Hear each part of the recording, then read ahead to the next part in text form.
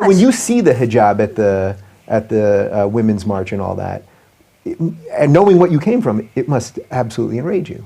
Oh, it's very sad. It saddens me because when I see what the American public is trying to sell our daughters and our future generations as acceptable without recognizing the ramification of it. Because Americans are not seeing the ramification. When you start seeing hijab popping into a community, that's a sign of radicalization. That's not a sign of progressiveness. It's a sign of going backward. That's actually the first sign of a radicalization of a community, because that means they're becoming more devout, more following the Quran to the letter, oppressing women. A woman in a hijab means you are shameful to look at, you are dirty to look at, therefore you need to be covered because you are a walking sin. So if I am tempted to look at you or to rape you, you made me rape you because you made me see your ankle because it flashed a little bit under the hijab, and therefore you deserve to be raped, or you deserve to be beaten, or you deserve to be abused. What message are we sending our daughters? Yeah.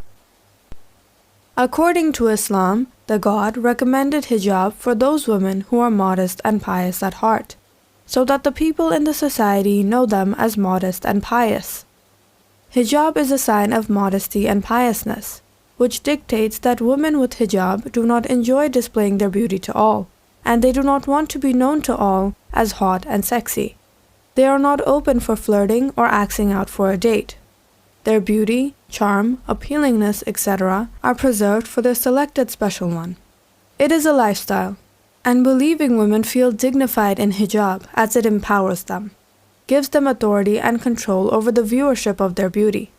And women who follow this lifestyle feels insulted, disrespected, and undignified when their hijab is questioned.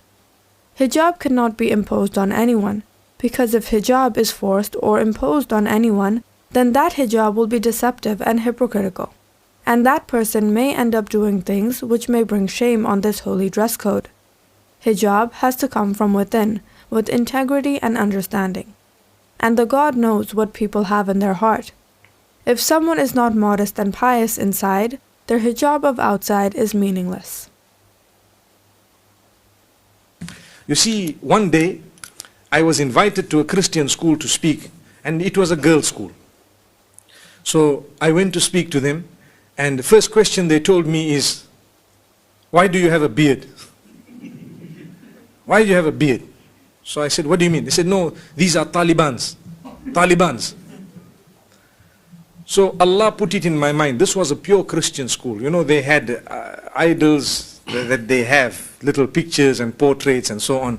I said, you know, to be very honest with you, we follow the prophets.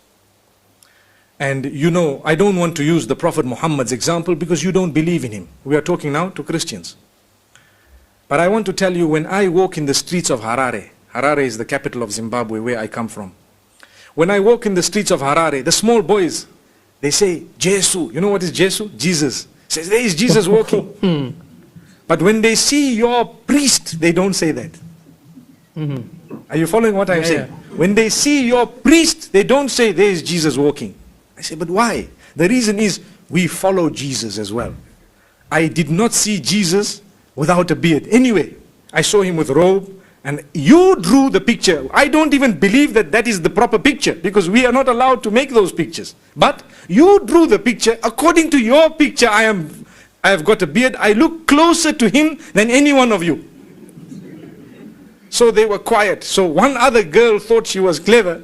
So she said, but what about your women? Why are they also covered? You cover them. You know, this question comes up all the time. So I said, because we follow the Mother Mary. Finished. Closed. Topic closed. Topic closed. Our women are closer dressed to what Christianity teaches than the Christians themselves. We are purer in Christianity than the Christians themselves, because look at the dress code, look at the morals, look at the conducts, look at how strictly we follow the 10 commandments, look at how we would like to, you know, stop certain things from happening and so on. And every little while they find it creeping in. The church sometimes will allow homosexuality, they will allow, it changes. They change it in order to get more people to follow. With us, even if no one is following, the deen will remain. And still there will be people who will follow. So let us remember, when you want to think of answers and when you have discussed, you will have the answers. Now, to cover yourself, how can that be oppression? Because today I am covered. If in 50 years from now, they might tell the men that if you don't move with shorts, you are oppressed, then what are we going to do? All of us are going to move in shorts. Allahu Akbar. Can you imagine myself and everyone else here sitting here in shorts, one short only like this? They say, no, if you don't wear shorts, you are oppressed. So the sisters who are seated here, some of them are fully covered, some of them have their faces open. Nobody has forced them to do that. It is their own will. They are Muslim, they are surrendering to Allah. So we believe that in the same way, you see, sometimes people say it is oppression to cover. Why are you covering? I have had questions regarding my own family where people say, why do you force your family to cover? And I tell them, you ask them. Did I force them? I didn't force them. No, it's oppression. So I am oppressed. You know, yesterday I was in Colombo. And I gave this example and I want to give it to you. It's a very good example. I was one day sitting in an aircraft a few years ago. There was a man who sat next to me. And he looked at me, he doesn't know me, he doesn't know anything about me, and he told me, you people oppress your women. To start with, no hello, no how are you, no good morning, nothing. You people oppress your women. So I looked at him and I said, Ya Allah, what should I tell this man? He wants to fight. You see, he wants to fight. He wants to argue and debate. So I can't talk to him on normal terms because he didn't talk to me on normal terms. So he was with his wallet looking at something. You know the wallet where the money is? He was looking at something. So I looked at him, I said, you are oppressing your money. He told me, what do you mean? I said, the same thing you mean that we oppress our women. So he said, why? I said, because you are covering your money. Your money is covered. Everything is covered inside there. Can you see? He said, no, but this is because it's money. It's valuable. I said, our women are also valuable. They are valuable.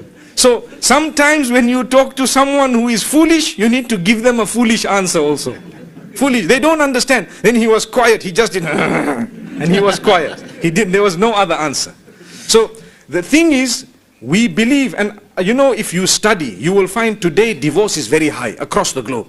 And today problems have increased, marital problem. Today people are interested, may Allah protect us. We are in a Muslim country, we are happy and we thank Allah. But some other places in the world, men are interested in men and women are interested in women. You know what I'm talking about. Now in some countries, some of the most developed countries, I was reading an article recently, there are some people fighting. Listen to how people are taking not only religion away from us, but they are taking our brain away from us. There are some people in developed countries who are fighting to say we are free to marry our dogs. Wallahi.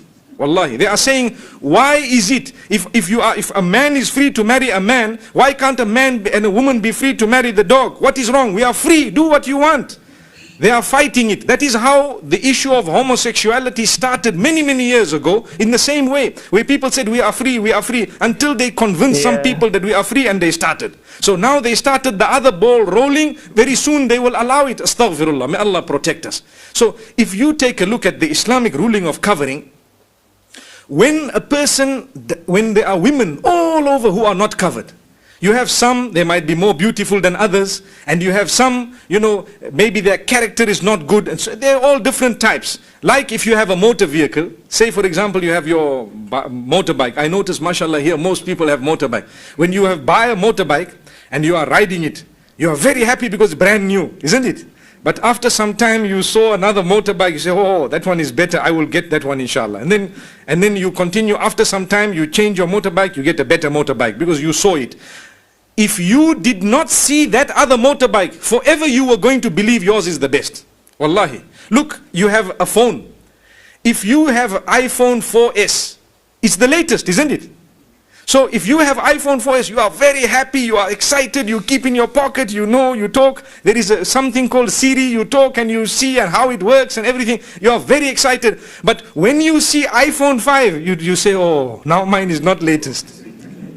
But if you did not see iPhone 5, Up to when you die, your iPhone 4S is the best. Do you agree with me? Yeah. There you are. Yeah. So Islam says, your wife, when you got married, you are so happy, she's your bride, you had big function, you had such a nice place, father of the bride came, you came, everyone came. So when she is yours, you lower your gaze, you did not see another model. So you are very happy until the day you die, you think this is your best, finished.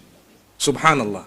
But when you are looking here, looking there, and they are exposed, someone shows you hand, someone shows you leg, what happens? Your model now, you are not happy anymore. So divorce, I want another one.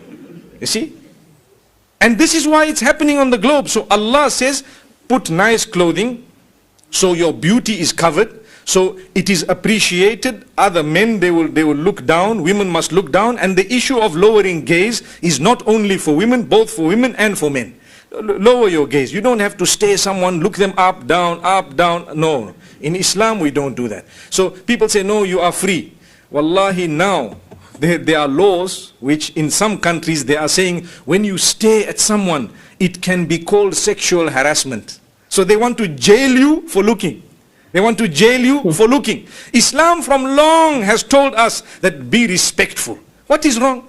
Now they are telling us, no, Islam is barbaric. How can they say that you are not allowed to look? But themselves they are saying that if you're looking at me too much, you are being very, very, you are being abusive. Sexual abuse. May Allah protect us. So we need to know the issue of dress code. We can answer them with logic, not with religion. Put religion on one side. We talk with logic to say, look, if you have someone, like I said a few days ago also in one of my talks, that you see the hair of a woman, when no woman's hair is showing, when someone gets married, that hair is so valuable, it attracts him, he looks at it, he appreciates it, and so on. But when everyone's hair is open, one uses Head and Shoulders, the other one uses Pantene, the other one uses this, Palmolive, and someone uses different thing. One hair is flying this side, one hair is flying that side. So what you have, you can't appreciate it, because if you see your wife's hair, you say, no man, but that other one I saw was better than this. So you're not happy. So the best solution is just cover yourself. And the best solution is lower your gaze. And this is why we believe firmly you need to work hard to be happy with what you have. Islam teaches us contentment. Be happy with what you have. Because wallahi, if you are not happy with what you have, your race will only end when you die. You will keep on running. Someone, for example, they have a nice cell phone, a mobile phone. It's okay. Every time latest one comes, you want it, you want it, you want it, you want. When will it stop? When you die, it stops. You see? If you follow what is latest, but if you have this phone, it is fulfilling your purpose, you need it maybe for email, for SMS, you need it for this, for that, whatever your purpose is, it is fulfilling, stay with it.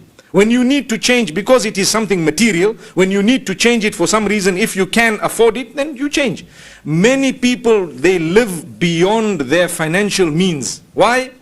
Because they want to follow what they see in the television. Oh, I need that phone. If there were no adverts today, we would all be very happy, more happy than what we are. Because an advert, what does it do to you? It shows you something which you don't have in such a way that you want it. So sometimes your money you are saving to buy a house, but instead of buying your house, you saw something else, you took some money from there and bought it, but that was not necessary. Why? You saw the advert. Better you didn't see the adverts. Allahu Akbar. So I hope I have explained the issue of the dress code of women from a logical point of view, to say when something is covered, even from a more logical point of view, it is more respectful. I tell you, if there are two sisters walking down the street, one has a mini skirt and showing the chest and showing her hair, and here is short blouse, and the other one is fully covered. Young boys, who are they going to whistle at? Who are they going to do that to? They will trouble. Hey, they will come, hoot, make noise. With who? This one or that one? The one who is not dressed properly. One who is dressed properly, they won't try all that tricks. So all the people, they are either my sister, my daughter, my wife, or my mother. Your sister, your daughter, your wife, or your mother, or someone related to you. So in the same way, you don't want someone to play and tamper with your sister, your wife, your mother, and so on. You would not like also to do the same with somebody else's sister, or wife, or daughter, or mother. Very important for us to know. Like I said, there are rules. What you like for yourself, you don't bump into somebody else. I want to do to someone else, but I don't want them to do to my family. How? We ask Allah subhanahu wa ta'ala to grant us protection. This issue of, women wearing jeans and t-shirts and so on, and taking out showing their hair, it only started a few decades ago. Before that, in the whole world, it was not there. The Victorian era in Europe, the women used to wear long dresses. Right now, 1950s. Long dresses to the bottom, never showing their legs. Not even showing part of their legs. And they used to wear a big hat like this with a net. The hat used to have a net around it. They used to wear that up to recently. And only now, a few decades, it started. So we still want to preserve our way. And we ask Allah subhanahu wa ta'ala to grant us goodness. We don't trample on other people's feet, and we hope that they don't trample on our feet in the same way that the secular world considers it oppression. Yes, the secular world considers it oppression. To force someone to wear hijab, we say it is oppression to force someone to remove hijab. Same thing. So we ask Allah subhanahu wa ta'ala to open our doors. With this I end saying, Jazakumullahu khaira wa assalamu alaikum wa rahmatullahi wa barakatuh. Like, share, and subscribe to create awareness.